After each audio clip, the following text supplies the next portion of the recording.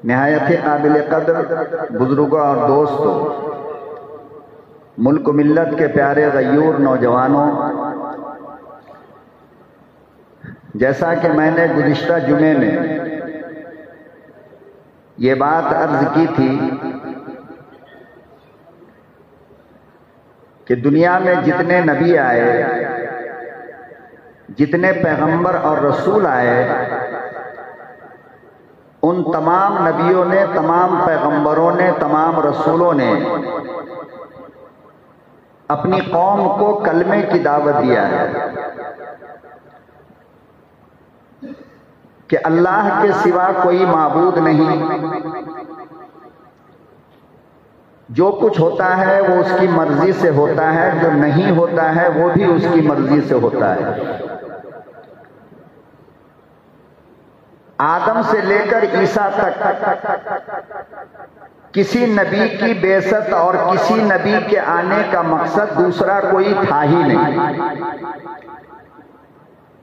تمام نبیوں کی آمد اور تمام نبیوں کی بعثت کا مقصد قرآن کریم میں اللہ نے فقط ایک بتایا ہے،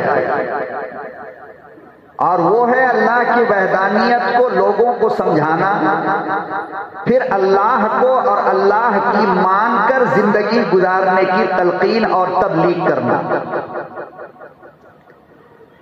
یہاں تک کہ یہ سلسلہ ایک ہی انداز میں، ایک ہی طریقے پر جناب رسول اکرم صلی اللہ علیہ وسلم تک آیا، پھر آپ صلی اللہ علیہ وسلم نے بھی وہی کیا جو آپ سے پہلے حضرات انبیاء اور رسول پیغمبر نے کیا تھا۔ اس کے بدلے میں قوم کی طرف سے جو رد عمل ہوا اس کو قرآن کریم میں بھی اللہ نے بیان کیا، اور آقائے دو جہاں صلی اللہ علیہ وسلم نے حدیث میں فرمایا کہ ایک نبی اور ایک پیغمبر بھی ایسا نہیں ہے کہ جس نے خدا کے بندوں کو خدا کی توحید سمجھائی اور رد عمل میں مصیبت کے پہاڑ نہ ٹوٹے ہوں۔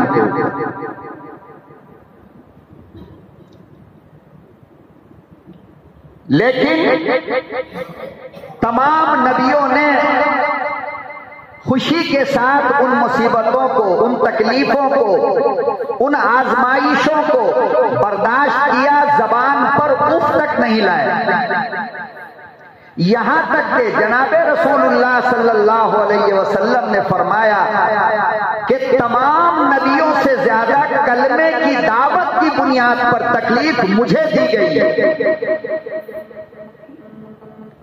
اور حدیث کی کتابیں ان واقعات سے بھری پڑی ہیں۔ میں دہرانا نہیں چاہتا کہ نبی کے ساتھ حرم میں کیا ہوا، نبی کے ساتھ طائف میں کیا ہوا، نبی کے ساتھ ہجرت کی رات میں کیا ہوا، نبی کے ساتھ مدینے میں یہود و نصارہ اور منافق نے کیا کیا، نبی کے ساتھ اپنے نے کیا کیا، نبی کے ساتھ غیروں نے کیا رد عمل کیا، یہ آپ بارہا سنتے رہتے ہیں، مجھے بتانے کی ضرورت نہیں۔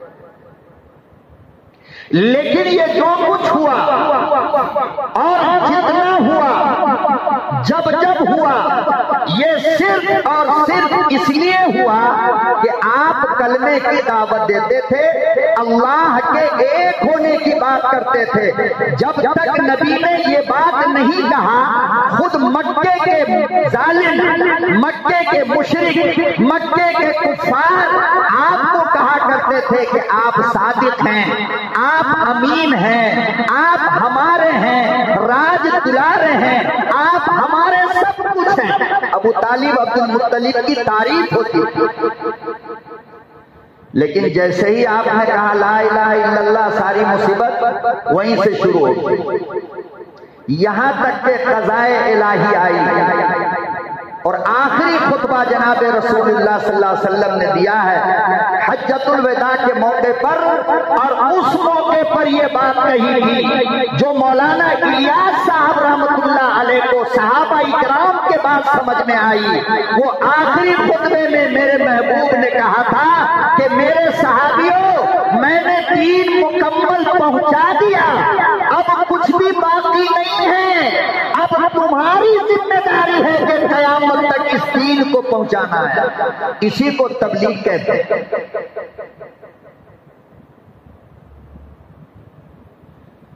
اللہ نے قرآن دیا، میں نے آپ کو دے دیا، اب یہ قرآن قیامت تک امت کو پہنچانے کی ذمہ داری آپ کی۔ نماز اللہ نے دیا، میں نے پہنچا دیا، اب اس نماز کو قیامت تک پہنچانا میری امتیوں یہ تمہاری ذمہ داری ہے۔ روزہ اللہ نے دیا، میں نے پہنچا دیا، اب قیامت تک لوگوں کو پہنچانا پوری دنیا میں یہ تمہاری ذمہ داری ہے۔ اسی لیے حدیث پاک کے اندر اس امت کو امت دعوت بھی کہتے ہیں۔ آقا صلی اللہ علیہ وسلم نے فرمایا کہ میری امت صرف امت نہیں ہے بلکہ امت دعوت ہے۔ کیا مطلب؟ نبی یہ کہنا چاہ رہے تھے کہ جس امت کے اندر دعوت کی خصوصیت نہیں ہو وہ کلمہ پڑھ کر مسلمان تو ہو سکتا ہے، میرا محبوب امتی نہیں ہو سکتا ہے، اس لیے کہ اس نے میری وراثت سے منہ موڑ لیا۔ نبی کی سب سے بڑی وراثت نماز پڑھنا ہے، روزہ رکھنا ہے، زکوٰۃ دینا ہے، حج کرنا ہے، تہجد پڑھنا ہے، ذکر و اذکار ہے، اخلاقیات ہے، لیکن نبی کی سب سے بڑی وراثت جس کی بنیاد پر اللہ نے امت خیر کی سند اس امت کو دیا ہے وہ دین کی تبلیغ ہے اور لوگوں تک دین پہنچانا ہے۔ کنتم خیر امت اخرجت للناس، اللہ کہہ رہے ہیں تم بہترین امت ہو، لیکن کیوں؟ اس لیے کہ بیل کا گوشت کھاتے ہو تو عیسائی بھی کھاتے ہیں، یہودی بھی کھاتے ہیں، اس لیے کہ تم ختنہ کرواتے ہو، دوسری قوم کے لوگ بھی کرواتے ہیں۔ فرمایا اس لیے نہیں کہ تم نماز پڑھتے ہو، اس لیے نہیں کہ تم روزہ رکھتے ہو، اس لیے نہیں کہ تم قرآن پڑھتے ہو، اس لیے نہیں کہ تم حج کرتے ہو، اس لیے نہیں کہ تم یتیموں کو سہارا بنتے ہو، اس لیے نہیں کہ تم شادی کرتے ہو، بلکہ امت خیر اس لیے ہو اس کی دعوت دیتے ہو۔ حلال خود بھی کھاتے ہو، حلال کی دعوت بھی دیتے ہو، نماز خود بھی پڑھتے ہو، نماز کی دعوت بھی دیتے ہو۔ اسی لیے تو حدیث میں آیا نا کہ باپ کا نمازی ہونا جنتی ہونے کے لیے کافی نہیں ہے بلکہ بیٹا کا نمازی بھی ہونا پڑے گا، بیوی کی نمازی بھی ہونی پڑے گی، بہو کو نمازی بھی ہونا پڑے گا، ورنہ آپ حاجی صاحب، نمازی صاحب، غازی صاحب، قاضی صاحب، انجینئر صاحب، ڈاکٹر صاحب، سارے صاحب ہیں، لیکن قیامت کے دن اللہ یہ ضرور پوچھے گا کہ تہجد پڑھنے والے اللہ کے ولی تم نے دوسروں کو بھی تہجد کی دعوت دی تھی؟ رجسٹر خالی ہے دعوت سے۔ اللہ کہیں گے اب فیصلہ میں بدلتا ہوں، نبی والا عمل کیوں نہیں کیا؟ میرا نبی آخری نبی تھا اور تم آخری امت تھے، تو نبی والا کام، نبی والا عمل تم نے کیوں نہیں کیا؟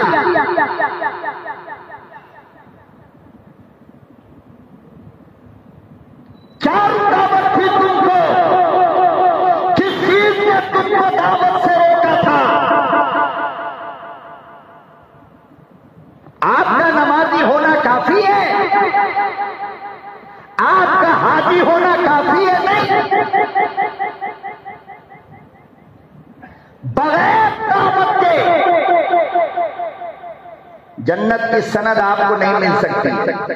آپ جہاں بھی رہتے تھے آپ کو دعوت کا کام کرنا تھا، دکان میں دعوت کا کام کرو، مکان میں دعوت کا کام کرو، سفر میں دعوت کا کام کرو۔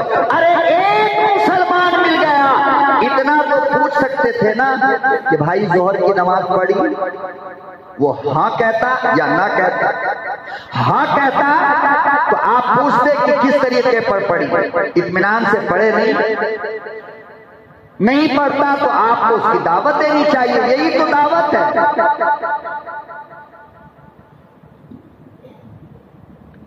ہم لوگ آج دعوت کا عمل چھوڑ کر بیٹھ گئے، اور دعوت کے عمل کو چھوڑنے میں سب سے بڑا نقصان کیا ہوتا ہے آپ کو معلوم ہے؟ دعوت کا عمل ہے کیا؟ پہلے آپ اس کو سمجھو۔ سونے کا ایک بسکٹ ہوتا ہے، سونار کے پاس آ گیا ہے تو سونا نا، قیمت تو وہی ہے نا، لیکن استعمال کرنے کے قابل وہ کب ہوتا ہے؟ جب اس کو آگ کی بھٹی پہ ڈالا جائے، پھر اس کو کاٹا جائے، پھر اس کو پیٹا جائے، دیکھنے میں ایسا لگتا ہے کہ یار سونار بڑا ظلم کر رہا ہے، اچھا خاصا بسکٹ تھا کیوں کاٹ دیا، کیوں توڑ دیا، کیوں آگ میں رکھ دیا؟ پاگل ہو گیا؟ نہیں، سونار پاگل نہیں ہے، بلکہ سونار کہتا ہے کہ جب تک کہ سونے کی بسکٹ کو قربان نہیں کرو گے کوئی عورت اس کو اپنا زیور نہیں بنائے۔ اللہ کہتے ہیں کہ دعوت ہے کیا؟ تم ایک سونے کی بسکٹ ہو اس لیے کہ تم نے کلمہ پڑھ لیا۔ مسلمان کائنات کا سب سے زیادہ قیمتی سرمایہ ہوا کرتا ہے، سب سے زیادہ قیمتی قوم ہے، تو فرمایا کہ تم سونے کی بسکٹ تو ہو، لیکن جب تک کہ تمہاری قربانی نہیں ہوگی، جب تک کہ تم قربانی نہیں دو گے جان کی، مال کی، وقت کی، اس وقت تک تمہاری مارکیٹ میں، اللہ کے بازار میں کوئی قیمت نہیں۔ تم ہو سونے کے بسکٹ، تیرا رب مانتا ہے، لیکن بغیر قربانی کے سونا بازار میں نہیں بکتا۔ تم ہو سونے سے زیادہ قیمتی، تیرا رب مانتا ہے، اسی لیے تو قرآن دیا، اسی لیے تو محبوب دیا، لیکن جب تک کہ تم قربانی نہیں دو گے بازار میں بکنے کے تم لائق نہیں ہو سکتے۔ فرمایا کہ اسی قربانی کو دعوت کہتے ہیں۔ اور کیا ہے دعوت؟ نام کس کا ہے؟ قربانی ہے۔ تو دعوت کے کام سے سب سے بڑا فائدہ انسان کا اپنا ہوتا ہے۔ دنیا کی جتنی چیز ہوتی ہے نا، جب ایک جگہ رکھ کر کے اسے چھوڑ دیا جائے تو اس میں زنگ لگ جاتا ہے، سمجھ رہے ہو؟ دعوت کا عمل جب ہم چھوڑ دیتے ہیں تو ہمارا اعمال ریفریش نہیں ہوتا ہے۔ نماز تو ہو رہی ہے مگر دعوت والی نماز نہیں ہے۔ کیوں؟ اس لیے کہ ہم نے لوگوں کو یہ کہنا چھوڑ دیا کہ رکوع اطمینان سے کرو، سجدہ اطمینان سے کرو، قاعدے میں اطمینان سے بیٹھو، پیٹھ ایسے رکھو، یہ دعوت ہم نے چھوڑ دیا تو اب ہماری نماز سنت کے خلاف ہونے لگی۔ ہم صبح شام لوگوں کو اگر یہ سمجھاتے کہ سجدہ ایسے کرنا ہے، اتحیات ایسے پڑھنا ہے، رکوع ایسے کرنا ہے، قاعدے میں ایسے بیٹھنا ہے، قرآن کا مذاکرہ کر کے قرآن سیکھتے تو نماز ہمیشہ قیمتی رہتی۔ دعوت کا کام چھوڑا، قرآن کا مذاکرہ ختم، ذکر کا مذاکرہ ختم، اعمال کی تلقین ختم، سنت طریقہ ختم، تو نماز تو ہے مگر اللہ کے بازار میں بکنے کے لائق سودا نہیں۔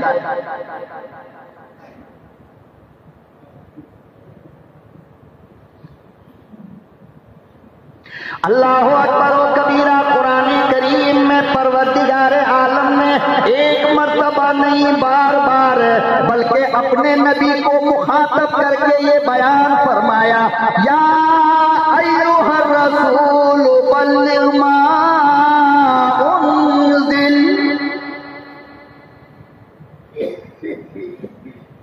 آپ سب جانتے ہو کتنا محبوب میرا نبی تھا، آپ سب جانتے ہو اللہ کا کتنا لاڈلا آمنہ کا در یتیم تھا، آپ سب جانتے ہو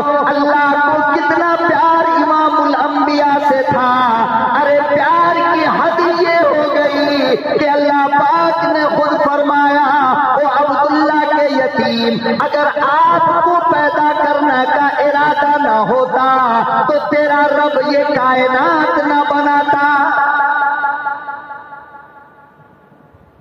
लाडला इतना है, महबूब इतना है, प्यारा इतना है, लेकिन कुरान उठाओ जिगर फट जाएगा। अल्लाह पाक कहते हैं मेरे महबूब या अय्युहर रसूल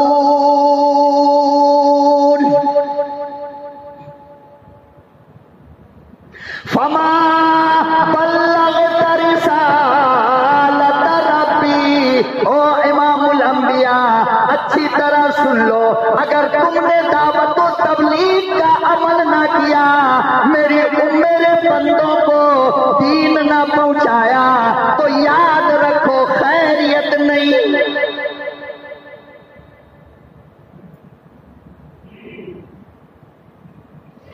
खबरदार, तो एक पैगाम भी मेरा मेरे बंदों से छुपाया तो गोया आपने तबलीग का हक अदा नहीं किया। ये अल्लाह कह रहा है, किससे? नबी से, लाडले नबी से, प्यारे नबी से कह रहे हैं अगर आपने तबलीग दीन नहीं किया, फमा बल्लगत रिसाला, तो गोया आपने जिंदगी का मकसद हासिल किया ही नहीं।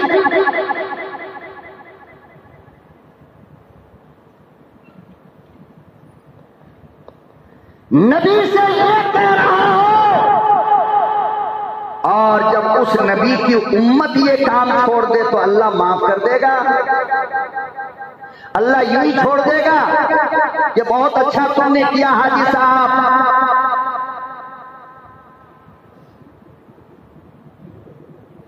इसीलिए रब का कुरान कहता है वलतकुम मिनकुम उम्मतुन यदऊना इलल खैर। ऐ मुस्तफा के गुलामों, तुम्हारे अंदर एक जमात हमेशा ऐसी होनी चाहिए, हमेशा यदऊना इलल खैर, जो लोगों को भलाई की तरफ बुलाए। और सबसे बड़ी भलाई क्या है? उम्मत मुहम्मदिया के लिए या इंसानों के लिए सबसे बड़ी भलाई क्या है? कलमा। और सबसे बड़ी बुराई क्या है? कुफ्र। तो अल्लाह क्या कह रहा है कि तुम में एक जमात हमेशा ऐसी होनी चाहिए जो कलमे की तरफ लोगों को बुलाए, कलमे की दावत दे। आज मैं आपसे हाथ जोड़ के पूछता हूं कि जिसे तबलीग कहते हैं उसका काम क्या है? सिवाय इसके कोई और काम हो तो मुझे बता दो। दिन की शुरुआत कलमे के बयान से होती है, फजर के बाद का मुज़ाकरा 6 नंबर से शुरू होता है। इसके अलावा अगर कुछ है तो आप मुझे समझा दो। तो बताओ कि कुरान के कहने के मुताबिक इस वक्त दुनिया में जिस जमात को अल्लाह देखना चाहता है वो इस जमात के अलावा और कौन है? बताओ। नबी ने जिस कलमे की दावत दी, उस कलमे की दावत इस वक्त रूए जमीन पर दुनिया में सिवाय इसके और कौन दे रहा है? पता चला कि जिस जमात को मेरा रब ढूंढ रहा है और मेरा रब चाहता है कि नबी के गुलामों में एक जमात ऐसी हो जो खैर की दावत दे, उस जमात की बुनियाद मौलाना इलियास साहब रहमतुल्लाह अलैह ने बंगले वाली मस्जिद में रखी थी, जिसको आज निजामुद्दीन कहते हैं। और वहां से जो पहली सदा निकली वो क्या निकली? जो सरकारे दो जहां सल्लल्लाहु अलैहि वसल्लम की जबान से सफा की पहाड़ी पे निकला था, कूलू, कहो ला इलाहा इल्लल्लाह, कि अल्लाह के सिवा कोई माबूद नहीं। निजामुद्दीन से पहली आवाज भी यही निकली और यही सिखाकर लोगों को भेजा गया कि इसके अलावा कोई और बात मत करना।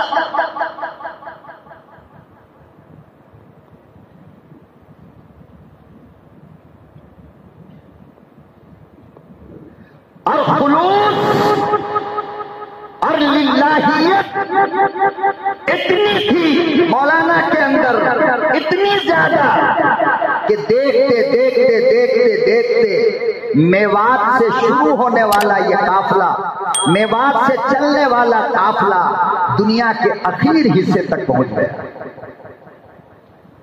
آج دنیا کا کوئی حصہ ایسا نہیں جہاں پہ سورج جا کر کے غائب ہو جاتا ہے. دنیا کا آخری حصہ جسے کہتے ہیں وہاں بھی مولانا کی تحریک زندہ ہے, وہاں بھی یہ کام چل رہا ہے.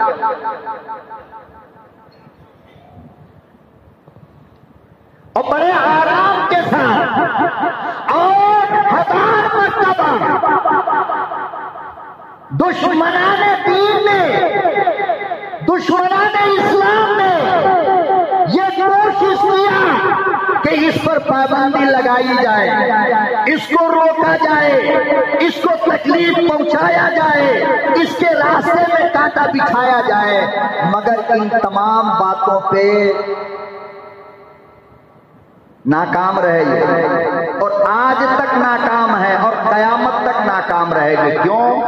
وجہ اس کی کیا ہے؟ وجہ اس کی یہ ہے کہ اس جماعت کے سر پہ اللہ کا ہاتھ ہے. کس کا؟ کس کا؟ اللہ کا ہاتھ ہے. اور آپ جانتے ہو؟ نہیں جانتے ہو تو مجھ سے سنو, جس پر میرے رب کا ہاتھ ہوتا ہے نا, پوری دنیا مل کر اس کے سر کا ایک بال بھی نہیں توڑ سکتی. دیکھو حضرت یوسف کو 11 بھائیوں نے مل کر جنگل کے اندھیرے کنویں میں ڈال دیا. اتنے بڑے یوسف اندھیرے کنویں میں ڈال دیا, اللہ نے ہاتھ رکھا. تو کیا یوسف کنویں میں ڈوب گئے؟ بلکہ کنواں سے نکل کر مصر کے بادشاہ بنا دیے گئے. بیچ میں جو واقعات ہوئے وہ میں نہیں چاہتا بولنا, لیکن آپ بتاؤ, رب نے ہاتھ رکھا تو ننھے یوسف کو اندھیرے کنویں سے نکالا اور مصر کے تخت پہ لے جا کر بادشاہ ہے. نتیجہ یہ ہوا کہ وہی 11 بھائی جس نے کنویں میں ڈالا تھا, برتن لے کر کے یوسف کے پاس بھیک مانگنے پہنچ گئے. جب دیکھا کہ ارے یہ تو وہی یوسف ہے, تب پریشان ہونے لگے. حضرت موسیٰ علیہ السلام کو جب دریائے نیل میں ڈالا گیا تو اللہ نے اپنا ہاتھ رکھا. نتیجہ کیا ہوا؟ موسیٰ اور اس کا لشکر بچ گیا, فرعون پورا ڈوب گئے. حضرت یونس کو مچھلی نے نگل لیا اور 3 دن 3 رات تک سمندر کے اندر لے کر کے رہا. میرے اللہ نے یونس کے سر پہ ہاتھ ڈالا تو کیا موت آ گئی یا بچ گئے؟ اللہ کا ہاتھ جس جماعت پر ہو اس جماعت کا کوئی کچھ نقصان نہیں کر سکتا. اتار چڑھاؤ آتا رہتا, یہ حالات کی وجہ. لیکن رہا معاملہ ختم کرنے کا, نہیں ہو سکتا. ارریہ ضلع میں دنیا کا سب سے بڑا عالمی اجتماع ہوا تھا. شاید آپ کو یاد ہو یا نہ ہو, غالباً 82 میں یا 84 میں بہار کے ارریہ ڈسٹرکٹ کے اندر کروڑوں کی تعداد میں لوگ تھے. اندرا گاندھی کی سینٹرل میں حکومت تھی. اندرا گاندھی نے اپنے CBI محکمہ کو اس کام پر لگا دیا کہ دیکھو اس مجمع کے اندر بات کرنے والا کیا باتیں کر رہا ہے, آنے والے لوگ کیا باتیں کرتے ہیں, کیا پلاننگ ان کی چل رہی ہے. 3 دن کا اجتماع تھا. 3 دن کے اجتماع کے بعد انٹیلیجنس نے, CBI کے محکمے نے جو رپورٹ اندرا گاندھی کو پیش کیا, وہ رپورٹ آج بھی کانگریس کے ہیڈ آفس کے فائل کے اندر موجود ہے. کیا لکھا معلوم آپ کو؟ محترمہ پرائم منسٹر صاحبہ, آپ نے جہاں مجھے بھیجا وہاں زمین کی کوئی بات ہو ہی نہیں رہی ہے. یا تو زمین کے نیچے کی بات ہو رہی ہے یعنی قبر کی, یا آسمان کے اوپر کی بات ہوتی ہے یعنی جنت کی. ہم آپ کو کیا بولے آقا؟ یا قبر کی بات ہے وہاں یا قیامت کی, تیسری دنیا کی کوئی بات ہی نہیں ہے.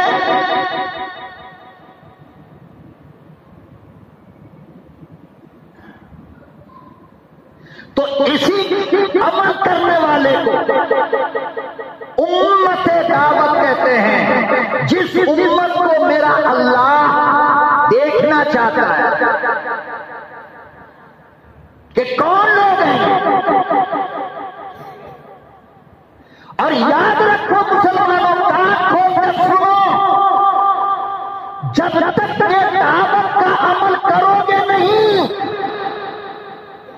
تم ساری رات تہجد پڑھتے رہو، 5 وقت کی نماز پڑھتے رہو، قرآن کریم کی تلاوت کرتے رہو، ساری نیکیاں کرتے رہو، لیکن آپ کے اچھے اعمال کو ٹونک نہیں ملے گی، طاقت نہیں مل سکتی، اس لیے کہ طاقت دعوت کا نام ہے۔ طاقت کس کا نام ہے؟ تہجد گھر میں پڑھو، تہجد چلے میں نکل کر مسجد میں پڑھو، دونوں کا فرق دیکھ لینا کتنا ہوتا ہے۔ تکبیر اولیٰ سے نماز اپنے گھر پہ پڑھو اور تکبیر اولیٰ سے نماز چلے میں پڑھو، ٹوٹی ہوئی مسجد کے اندر، تمہیں خود معلوم ہو جائے گا کہ دونوں نماز میں کتنا فرق ہے۔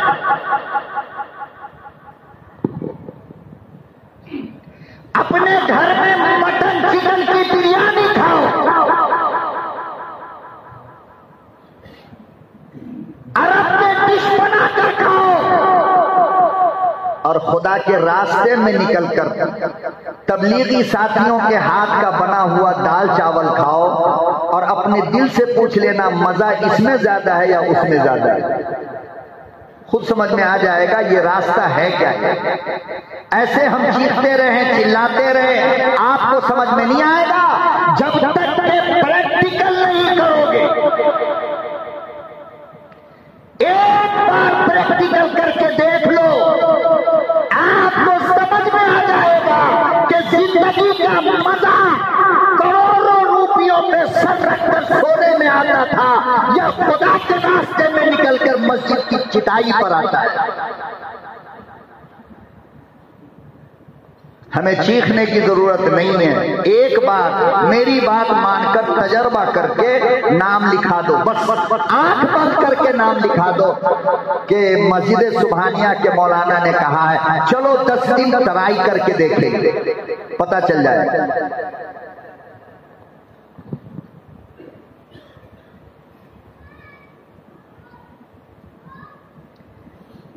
ڈپریشن کا مریض پاگل ہونے کے قریب ہے، دوا کھا کھا کر پاگل ہو گیا، اب دوا بند کر دو، ایک بار 40 دن کے لیے بھیج دو، 40 دن کے بعد اگر وہ ڈپریشن ختم کر کے نہیں آیا تو آپ بتا دو۔ اس لیے کہ اللہ پاک نے قرآن کریم میں بار بار ارشاد فرمایا، لوگوں سکون، اطمینان، خوشیاں جہاں تم تلاش کرتے ہو وہاں موجود نہیں، عورت میں خوشی کوئی نہیں، دولت میں خوشی کوئی نہیں، تاج محلوں میں خوشی کوئی نہیں، لال قلعہ اور قطب مینار کے سیر و تفریح میں خوشی کوئی نہیں، فرمایا دولت کے انبار لگا لو، بغیر نیند کی گولی کھائے نیند نہیں۔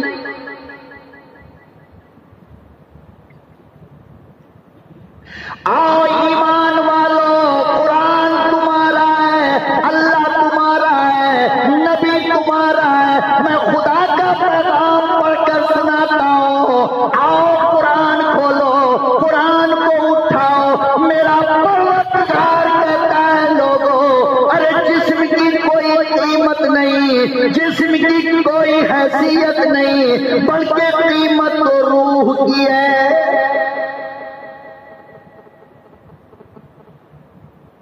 اللہ پاک قرآن کریم میں کہتا ہے روح کی حقیقت یہ ہے، یسألونک عن الروح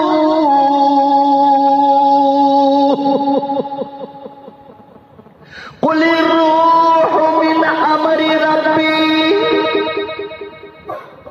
روح کی حقیقت یہ ہے کہ وہ اللہ کا حکم ہے، جب اللہ کا حکم ہے تو پھر مجھے تم یہ بتاؤ، اللہ کے ذکر کے سوا، اللہ کے فکر کے سوا سکون کہاں؟ آنکھ دیکھ دیکھتی ہے اس لیے کہ اس میں روح ہے، دماغ سوچتا ہے اس لیے کہ اس میں روح ہے، دل دھڑکتا ہے اس لیے کہ اس میں روح ابھی باقی ہے، زبان بولتی ہے اس لیے کہ اس میں روح باقی ہے، اور روح کے بارے میں میرا اللہ کہتا ہے کہ یہ میرے حکم کا نام ہے روح۔ جب روح اللہ کا حکم ہے تو پھر اس روح کو سکون پیسے سے نہیں اللہ کے نام سے ملے گا۔ دعوت کا کام کرو گے تو ذکر کے بغیر نہیں رہ پاؤ گے، گشت کے لیے جاؤ گے تو تمہیں سمجھا کر بھیجا جائے گا، کنارے سے چلنا، راستہ چھوڑ کے چلنا، خاموش نہیں چلنا، ذکر کرتے ہوئے چلنا۔ پھر تم کو بتایا جائے گا مسجد میں آؤ تو دعا پڑھ کر آنا، پھر بتایا جائے گا وضو بنا کر بیٹھ جانا، بیٹھ کر کے کیا کرنا، پھر ذکر کرنا۔ میرا رب کہتا ہے جب اتنا ذکر کرو گے تو روح کو تسلی اور سکون کیوں نہیں ملے گا؟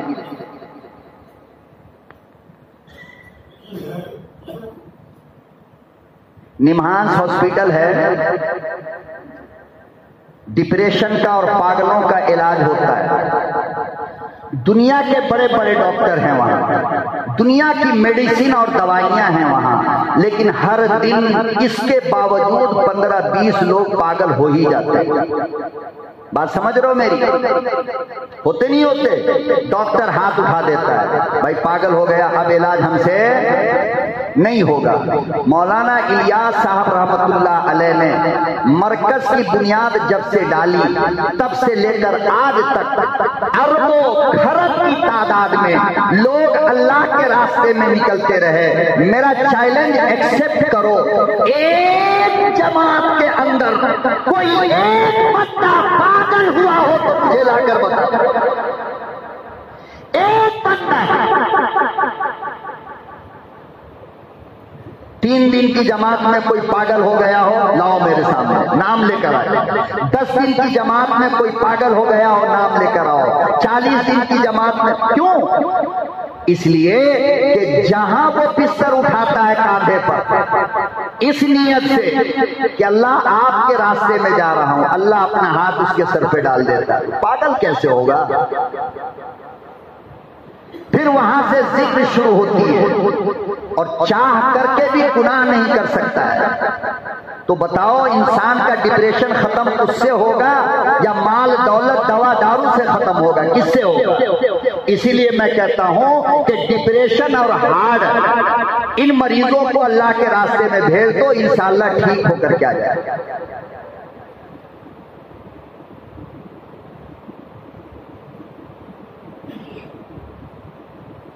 اللہ اکبر و کبیرہ، امام الانبیاء محبوب کبریا حضرت محمد مصطفیٰ صلی اللہ تعالی علیہ وسلم نے ارشاد فرمایا، لوگوں جو میرے راستے میں نکلا، میری تبلیغ کے لیے نکلا، کلمے کی بلندی کے لیے نکلا، اسے انسان چھوڑو، ارے سمندر کی مچھلی بھی دعا کرتی ہے۔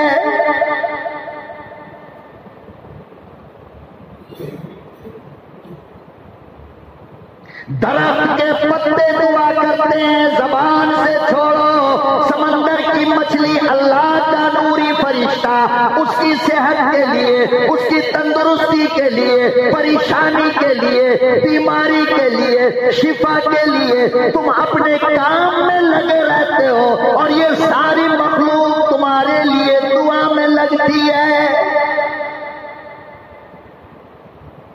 اب بھلا اللہ فرشتے کی دعا رد کیسے کرے گا؟ مچھلی کی دعا جو تمہارے لیے ہو رہی ہے اسے رد کیسے کر دے گا وہ؟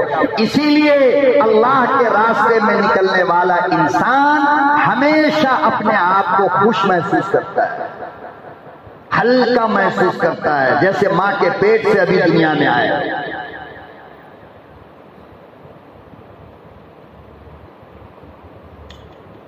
اور ہر چیز کو پرکھنے کے لیے تجربہ ضروری ہے، پریکٹیکل ضروری ہے۔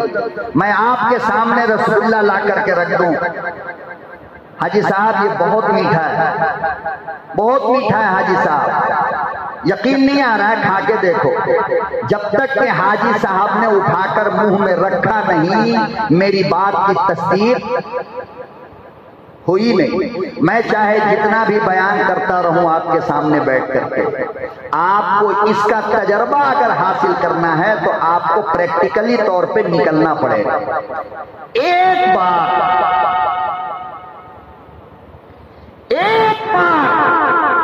آپ نکل کر دیکھو،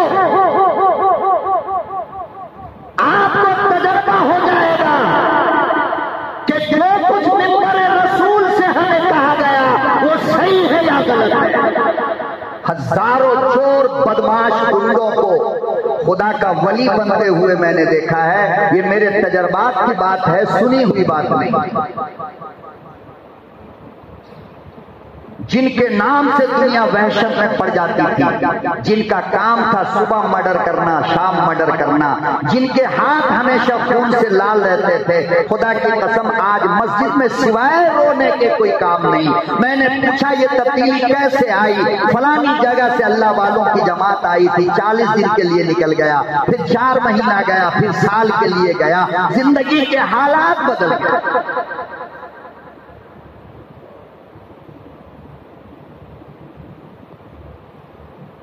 اب اتنے لوگ یہاں بیٹھے ہو، میں آپ سے اگر یہ پوچھ لوں کہ تم میں سے کون ہے جو اللہ کے ولی بننا نہیں چاہتے ہیں، کوئی منع کرے گا؟ ہر کوئی کہے گا نا میں بھی چاہتا ہوں، میں بھی چاہتا ہوں، میں بھی چاہتا ہوں اللہ کا ولی بن کر کے ہم دنیا سے جائیں۔ تو پھر ولی بننے کا جو راستہ ہے اس پہ چلنا پڑے گا یا نہیں؟ نہیں چلو گے بھائی میرے تو سر کا درد بھی گولی کھانے سے ٹھیک نہیں ہوتا جب تک کہ ڈاکٹر کی بات مانو گے نہیں۔ ڈاکٹر کی مانو گے تب بخار اترے گا نا۔ دین کا ڈاکٹر مولوی ہوتا ہے، علماء ہوتے ہیں، خطیب ہوتے ہیں، مبلغین حضرات ہوتے ہیں جن کا وقت اچھا خاصا خدا کے راستے میں لگ گیا ہو، تجربات کی بھٹی میں وہ تول گئے ہیں۔ ان کی بات کو مانو گے تب نہ ولی بنو گے، بغیر مانے ولی کیسے؟ لوگ کہتے ہیں مولانا دعا قبول نہیں ہو رہی ہے۔ ایک بار خدا کے راستے میں نکلو، نماز تہجد میں 2 قطرہ آنسو گرا کر میرے رب سے مانگو، اگر قبول نہ ہو تو میرا گریبان پکڑ لے۔ مولانا آپ دعا کر دو، بیوی بیمار ہے، مجھے کیا پڑی ہے بھائی، میں کیوں تیری بیوی کے لیے اللہ کے سامنے روؤں؟ تو روئے گا نا۔ مولانا بچے نہیں ہو رہے، شادی کو 50 سال ہو گیا، تو مجھے کیا پڑی ہے؟ تو اللہ کے راستے میں نکل، نماز تہجد میں رو کر دے خدا قبول کرتا ہے یا نہیں کرتا ہے۔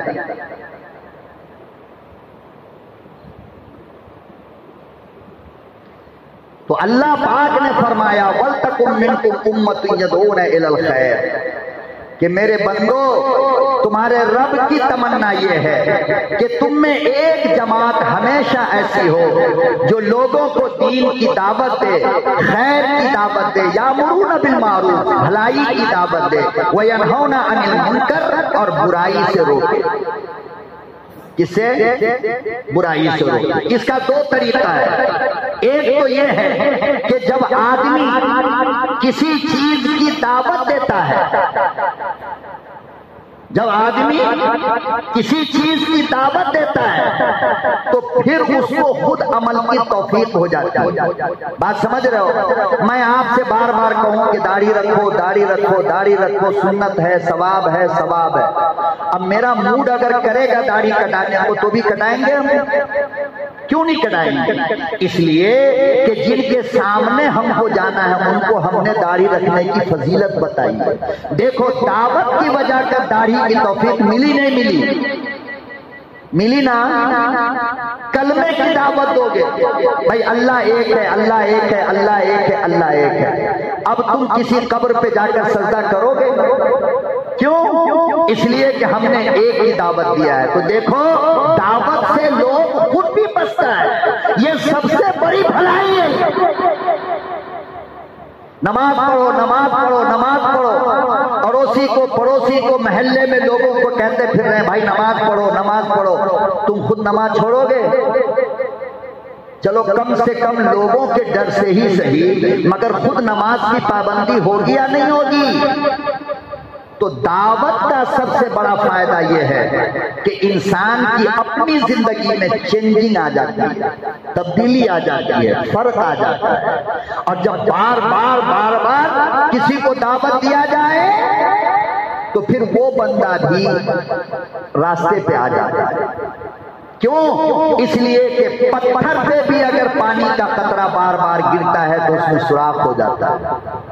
انسان کا دل پتھر سے زیادہ سخت نہیں ہے نا، تو جب ہم بار بار دعوت دیتے ہیں تو پھر وہ بھی راستے پہ آتا ہے۔ اچھا، اس کے راستے پہ آنے سے، اس کے نمازی بننے سے ہمیں کیا فائدہ ملا؟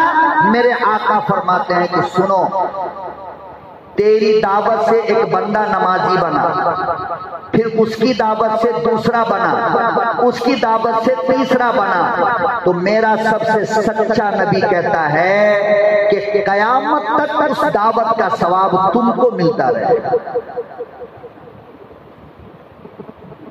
مر گئے ثواب قبر میں مل رہا ہے، اکاؤنٹ میں جمع ہو رہا ہے۔ جس طرح ایک برائی پھیلانے سے گناہ تم کو قیامت تک ملے گا، اسی طرح نیکی کا عمل دعوت سے، آپ نے اگر کسی کو نمازی بنا دیا، پھر اس نے محنت کر کے دوسرے کو بنایا، پھر اس نے محنت کر کے تیسرے کو بنایا۔ لوگوں ذرا سوچ کر کے دیکھو قیامت تک کتنے لوگ نمازی بن گئے تیری محنت کی وجہ سے اور اللہ کی توفیق سے، کتنا ثواب ملے گا ہمیں مرنے کے بعد بھی۔ تو ایک فائدہ تو یہ ہے دعوت کا کہ ہمارا اپنا فائدہ یہ ہے، ہماری زندگی بدلتی ہے، اور دوسرا فائدہ یہ ہے کہ قیامت تک آپ کو اس کا اجر و ثواب ملتا رہتا ہے۔ میرے محترم بزرگوں اور دوستوں، حضرات انبیاء کی یہ وراثت دعوت و تبلیغ کی شکل میں جو ہم تک آئی ہے، الحمدللہ آج بھی اللہ نے جن کو اپنے لیے پسند کر لیا، اپنا محبوب بندہ بنانے کے لیے پسند کر لیا، آج بھی وہ لوگ اپنی دکان چھوڑ کر، مکان چھوڑ کر، بیوی بچوں کو چھوڑ کر، ہر چیز کی قربانی دے کر خدا کے راستے میں نکلے ہوئے ہیں۔ اسی سلسلے کا ایک عظیم الشان شہر بنگلور کا اجتماع قدوس صاحب عیدگاہ کے اندر جو کل ہونے جا رہا ہے اور پرسوں، یعنی کہ 4 اور 5 جس کی تاریخ رکھی گئی ہے، میں نے گزشتہ جمعہ بھی آپ حضرات سے کہا تھا کہ یہ کامیاب بنانا یہ آپ کی ذمہ داری ہے، اور آج پھر کہہ رہا ہوں کہ اس اجتماع کو کامیاب بنائیں۔ کامیاب کس طرح ہوتا ہے اجتماع؟ جب ہم میں کا ہر بندہ ایک دوسرے کو دعوت دے کہ بھائی ہمارے شہر کا اجتماع ہے، آپ کو اس میں شریک ہونا ہے۔ جو بھی ایمان والا بندہ ملے اس بندے سے جا کر کے یہ بات کہنا ہے کہ بھائی ہم بھی چلیں گے، آپ بھی چلو، یہ شہر کا اجتماع ہے، ہمارا اجتماع ہے، کامیاب بنانا یہ ہماری ذمہ داری ہے۔ اللہ پاک ہمیں اور آپ کو کہنے سننے سے کہیں زیادہ عمل کی توفیق عطا فرمائے۔ وآخر دعوانا ان الحمدللہ رب العالمین۔